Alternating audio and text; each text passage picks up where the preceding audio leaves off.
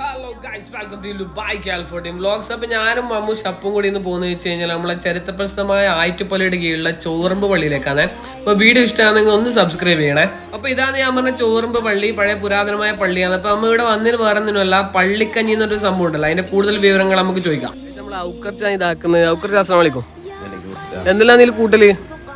ജീരകം, ഉലുവ, പിന്നെ ഉള്ളി, പിന്നെ ബട്ടർ, ഉപ്പ്, 5 ഐറ്റംസ് കൂട്ടല്.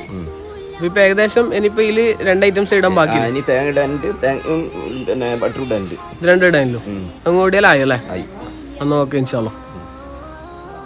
അപ്പൊ അങ്ങനെ ഏകദേശം ലാസ്റ്റ് ടൈം ആകുമ്പോ ഔക്കർച്ച പറഞ്ഞ പോലെ ബട്ടർ ഇടുന്നുണ്ട്. അതുപോലെ തന്നെ നമ്മളെ തേങ്ങയും ജീരകം എല്ലാം കൂടി അരച്ചിട്ടുള്ള സംഭവം ഇടുന്നുണ്ട്. പിന്നെ ആവശ്യത്തിനുള്ള ഉപ്പ് ഇടുന്നുണ്ട് കേട്ടോ. അങ്ങനെ എല്ലാം ഇട്ടതിന് ശേഷം എന്താക്കുക വെച്ച് കഴിഞ്ഞാൽ ശരിക്കും ഒന്ന് ഇളക്കി കൊടുക്കുക. ഇളക്കിയിട്ടൊന്ന് മൂടി വെക്കുക. ഇന്ന് ഫസ്റ്റ് ദിവസം ആയതുകൊണ്ട് തന്നെ ഉസ്താദിന്റെ ഒരു ദുആയെല്ലാം കഴിഞ്ഞതിന് ശേഷം കൊടുക്കാൻ തുടങ്ങും. അപ്പൊ നമുക്ക് ദുആയിലേക്ക് പോവാം.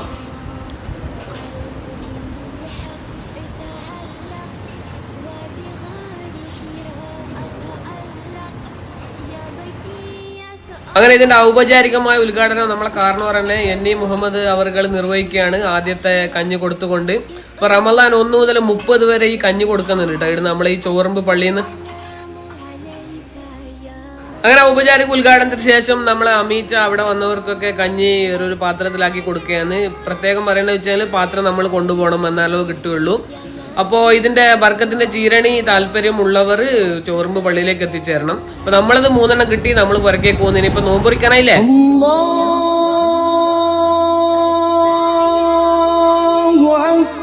അങ്ങനെ അൽഹംദുലില്ലാ നോമ്പ് കുറി കഴിഞ്ഞു. ഇപ്രാവശ്യത്തെ ആദ്യത്തെ കഞ്ഞിയും ആദ്യത്തെ നോമ്പ് കുറിയാന്ന് നമ്മളെ സ്വന്തം പരക്ക് വെച്ച് നടക്കാൻ പോകുന്നത്. അപ്പൊ കഞ്ഞി ഒന്ന് കുടിച്ചു നോക്കാം. ബിസ്മില്ലാഹ്.